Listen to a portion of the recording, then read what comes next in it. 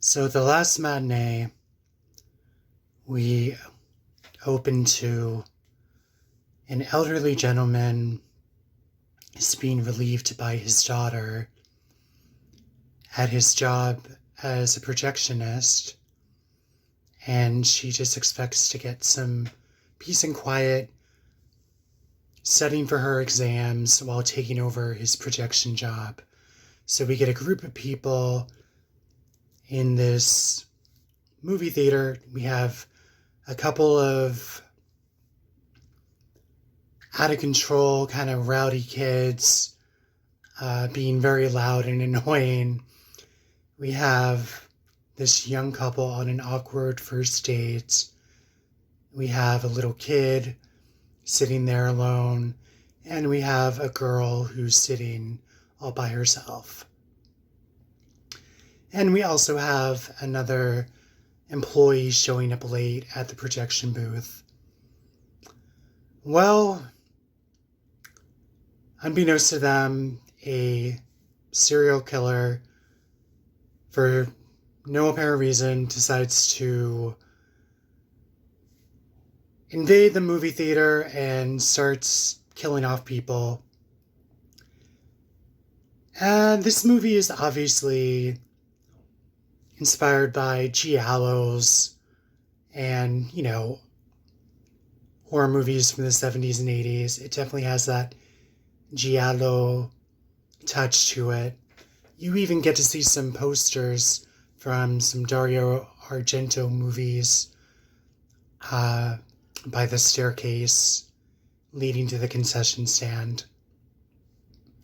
So this is definitely a slow burn type movie. It takes a long time just spending time with the characters. They're watching the movie as we watch the movie. And it just builds up in anticipation to when the killer starts stalking his prey in the theater. This movie is about 83 minutes long. I'm glad it wasn't any longer because it has a really slow build-up. Not really a lot happens until about 35 minutes, if not more. You just see this young girl, going through the motions of playing Frankenstein versus the creature on the projection. And you spend some time with the movie patrons, talking amongst themselves, watching the movie, grabbing snacks and stuff like that. We never really get a motive for the killer. We don't really know him. There's no backstory about him. He just appears randomly, which makes it, honestly, a bit scary.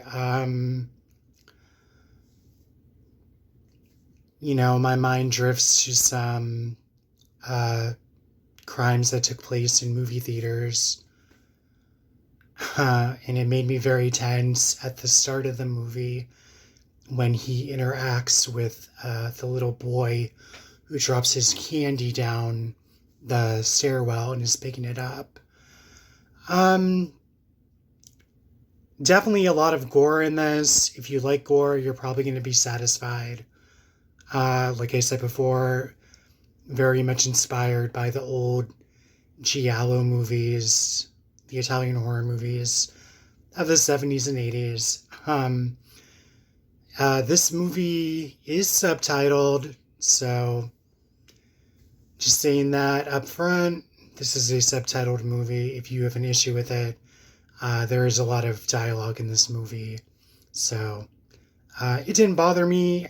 I personally don't have an issue with subtitled movies as long as the movie is interesting.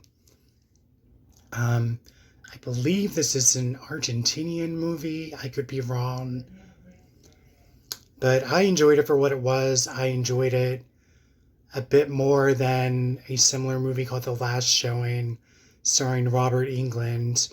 And then you also have similar movies like Popcorn or Fade to Black, etc., or Midnight Movie. So I enjoyed it for what it was. It was a slow burn. You get to know the characters as it ramps up to its second and third act.